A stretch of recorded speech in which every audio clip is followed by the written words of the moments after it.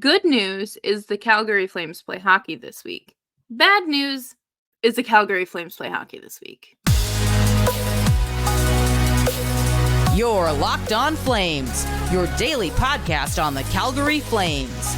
Part of the Locked On Podcast Network, your team every day.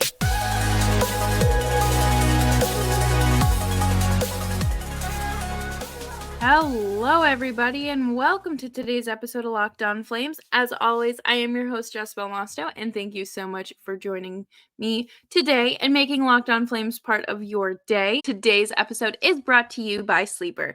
Download the Sleeper app and use promo code LOCKEDONNHL to get up to a $100 match on your first deposit. Terms and conditions apply. See Sleeper's terms of use for detail.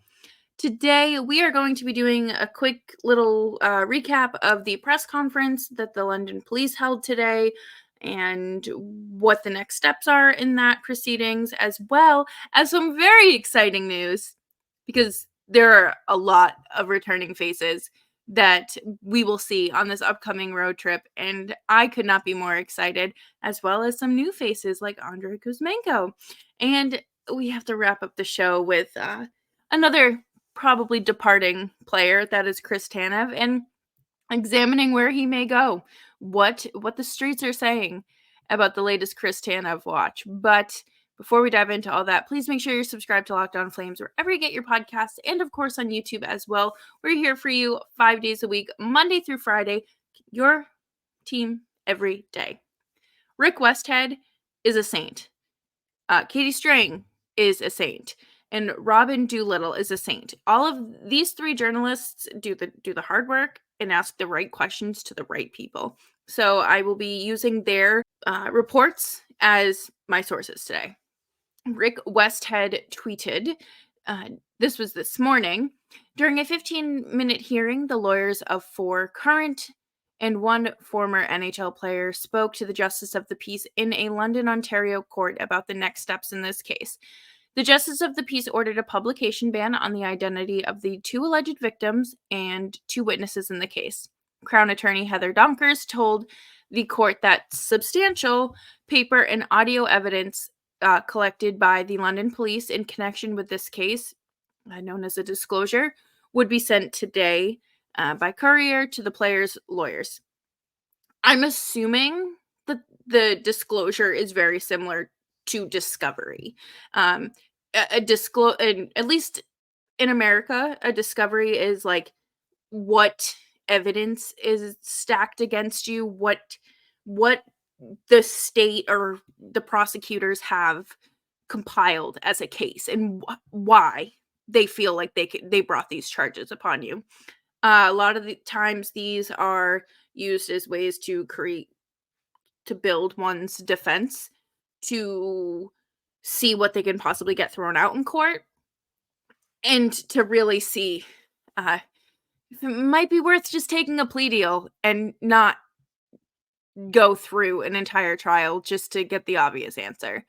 But I do want to say that one of the more frustrating parts of this was, of course, I cannot share that information. I can't compromise the details and evidence in this case. We can't compromise because this is an ongoing court proceeding. Like, that is so frustrating, and I completely understand why people were like, okay, this is just a bunch of non-answers. Why are you holding a press conference?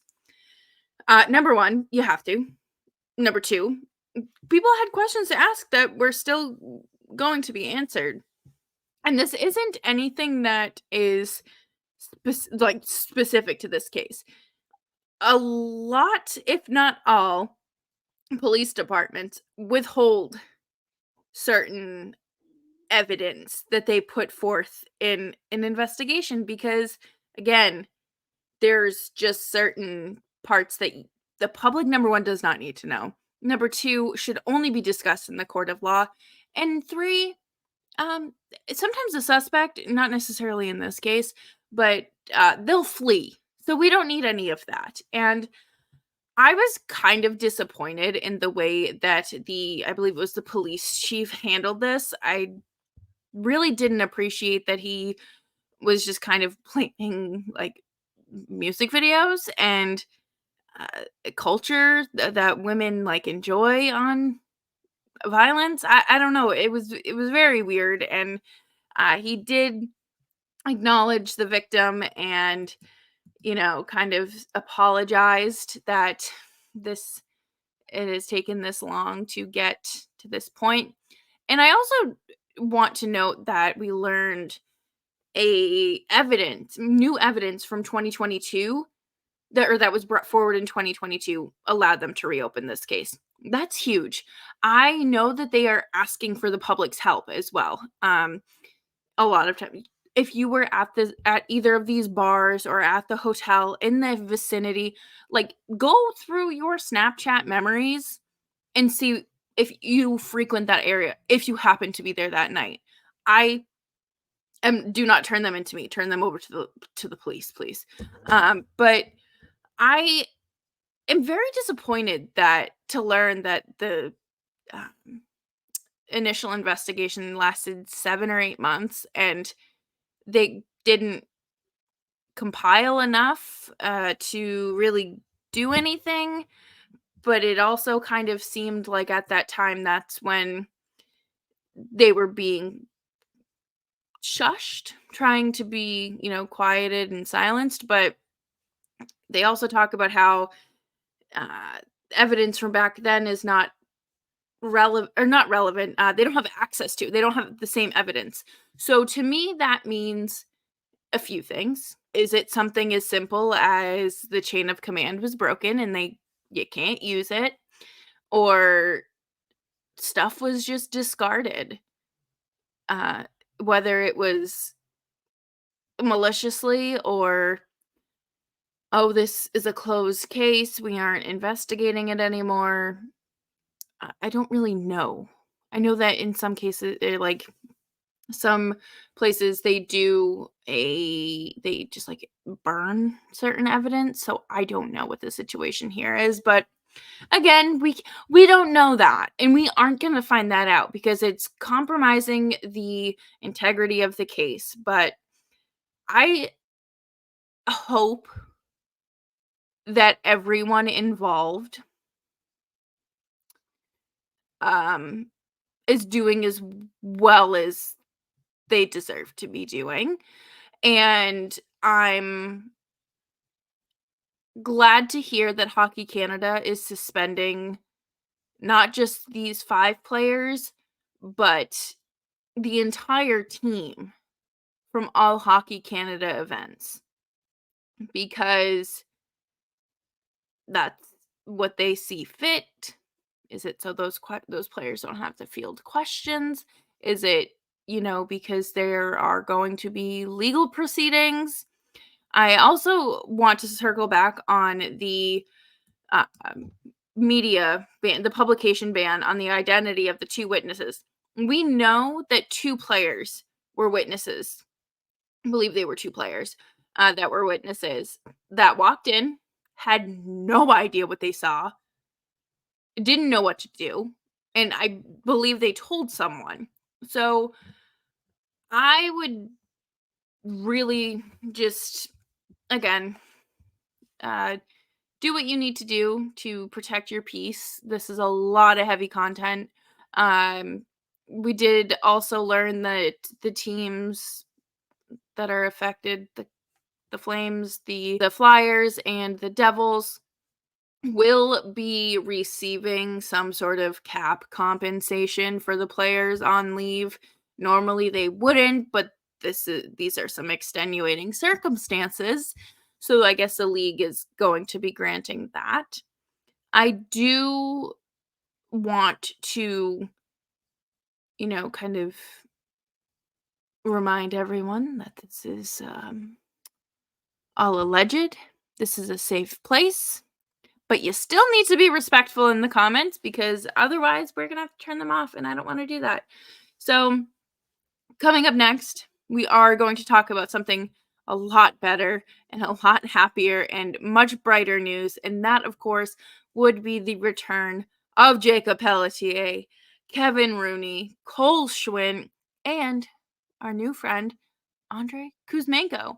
and we are going to dive into that right after this. Flames fans, it is almost the point in the season where we don't even want to look at the standings.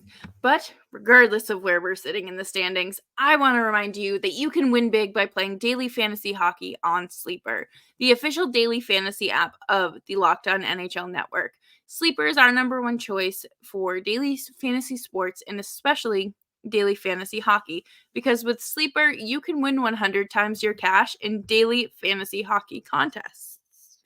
All you have to do is pick whether studs like McKinnon, McDavid, Crosby will record more or less than their Sleeper projections for things like goals, assists, saves, plus minus, and more in a given game. To win a 100 times your bet on Sleeper, you need to correctly predict the outcome of 8 player stats. You heard me, Flames fans. You can win 100 times your money playing daily fantasy hockey with Sleeper. So start paying attention and nail your picks so you can start winning big. Use promo code LOCKEDONNHL and you'll get up to a $100 match on your first deposit. Terms and conditions apply. That's code LOCKEDONNHL. See Sleeper's terms of use for details and locational availability.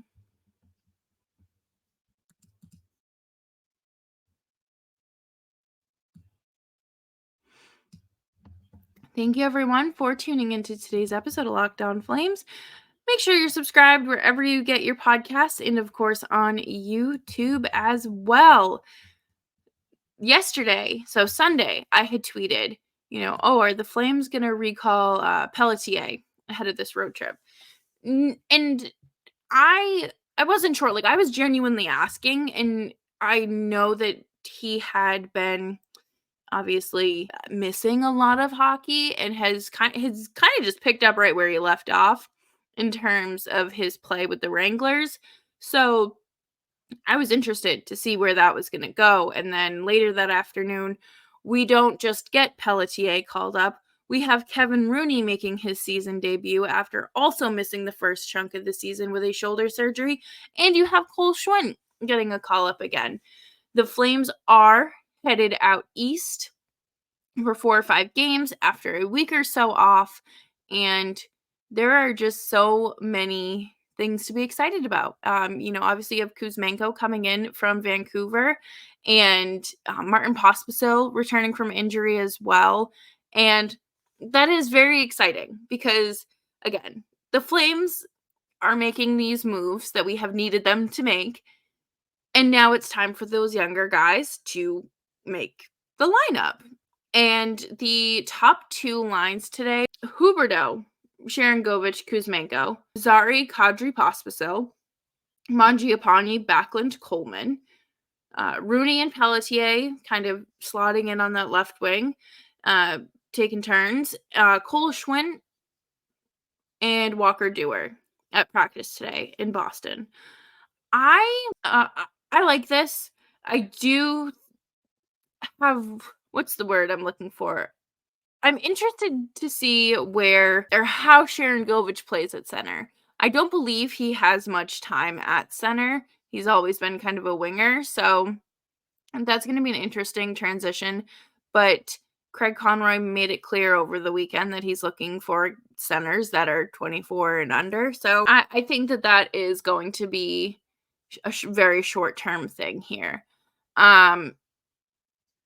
I wish that the Mangiapane line was your top line. You were deploying your best line out there the most, especially because you are going to be a little lighter on the defensive side with Elias Lindholm gone.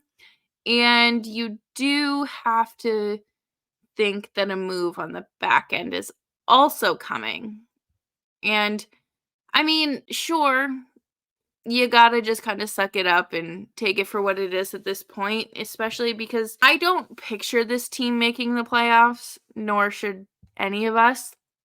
But on that rare chance that they get lucky and do, this is not a playoff roster. It would take a lot of things to go in their favor. And like Nick said on, I believe it was Thursday's show, that none of those things have gone in their favor yet. So why would they start now?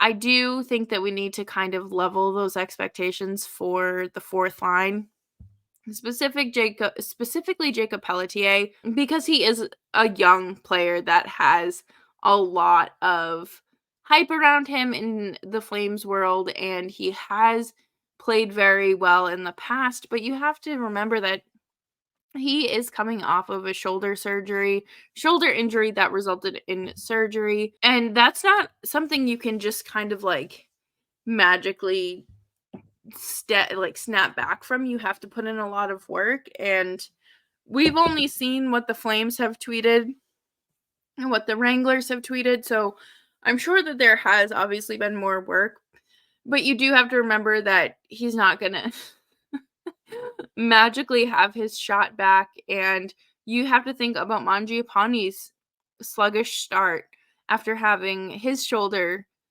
surgery over the summer, and I remember him and Chris Tanev sitting at the media table for the Heritage Classic, and both of them had matching shoulder surgery scars. You do not just bounce back from that. You aren't bouncing back from much, but especially something that you use as frequently as your shoulder. It's going to take a while I don't know how long. Everyone's different, but I don't see it very likely that he's just going to come in and score 10, 15 goals from now through the end of the season, and just give everyone some time to adjust. Kuzmenko is going to be fun to watch too. I know that we are all excited. The expectations are level. I don't think that anyone is expecting him to come in and put up the 40 goals, close to 40 goals that he had last year. And I think that, he will get more ice time than he had in Vancouver. So he will have more opportunities to score, and I hope he does make the most of that. And it's great to see Kevin Rooney more than likely make his return against his hometown team. Something poetic about that. But coming up next, we are going to talk about some Chris Tanev rumors, as well as Craig Conroy and his comments regarding the attitude and the next steps for the Flames, because my goodness, did they need to just do it instead of just talking. But first, we are going to take a quick break here, and I'm going to talk to you all about FanDuel. Happy Super Bowl week to all who celebrate from FanDuel, America's #1 sportsbook. If you're like me, Super Bowl Sunday is all about scoring the best seat on the couch, grabbing your favorite snacks, and placing some super bets. FanDuel has so many ways for you to end your season with a W, or 2, or even 3. Not only can you bet on who will win Super Bowl 58, but FanDuel also has bets for which players will score a touchdown, how many points will be scored, and so much more. New customers join today and you'll get $200 in bonus bets if your first bet of $5 or more wins. Just visit FanDuel.com/lockedon to sign up. That's FanDuel.com/lockedon. Make every moment more with FanDuel, official sportsbook partner of the NFL.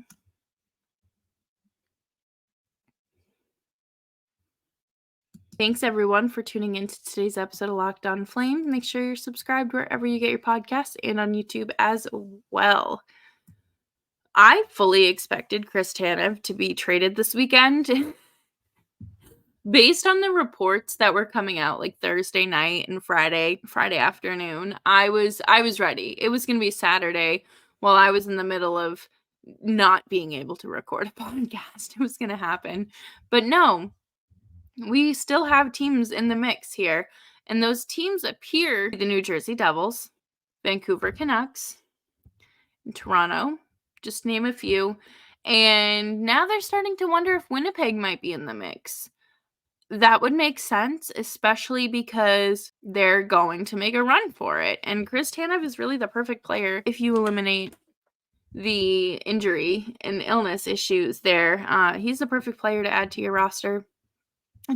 Tough as nails, built like a man of steel, and I'm looking forward to kind of examining what happens here. We talked a lot about Craig Conroy just needing to pull the trigger, and the trigger is about to be pulled. Craig Conroy did meet with the media last week and said that you can have a plan all you want, but nothing matters if you're not executing it. And he's right. If you are going to talk the talk, you need to walk that walk, especially as a general manager in hockey. And I think especially with a team that is as directionless as the Flames. I guess that's a good way to put it. I think with the way that general managing has gone on in the past, I think that Conroy has a lot to to learn from, and looks like he has, and he is. So I'm sure there will be so many normal reactions when the Chris Tanev trade happens. And back to the actions leading to change and whatnot, I did want to just circle back on this because I do think it's important to remember that we have been asking for this to happen since last season ended when those 7 trade requests came in and then were magically rescinded as soon as Daryl Sutter was fired. So I think it's going to be one of these situations where we naturally just continue to wait for change to happen, but your actions will obviously make a change. And I think it's way too black and white to look at these changes as good or bad. And it's way too soon to look at them like that. I mean, everyone pretty much thought that signing no, that's not even a good idea because really everyone was kind of like, what is Brad Treliving doing? But change doesn't always mean good right off the bat. And it doesn't always mean bad.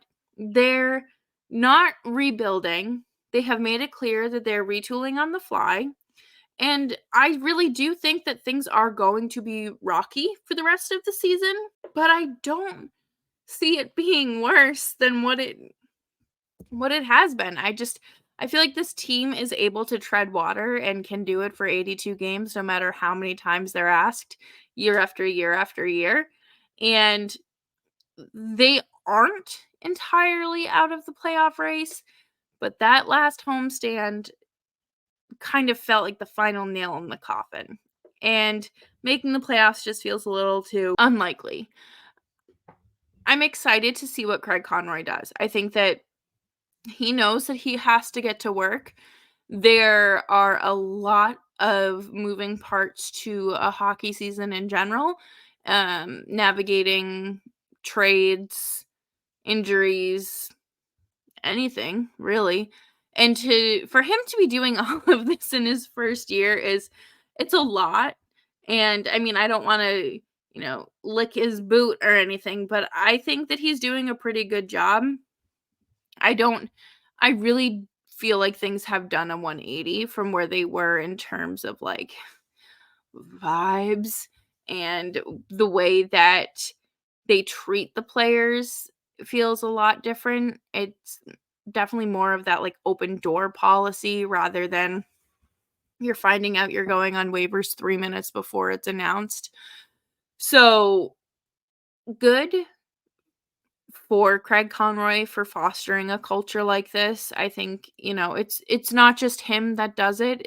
He's just one of the many pieces to the puzzle, but to bring over all of this pizzazz feels like such a very wrong word there, but he is using his knowledge and applying it.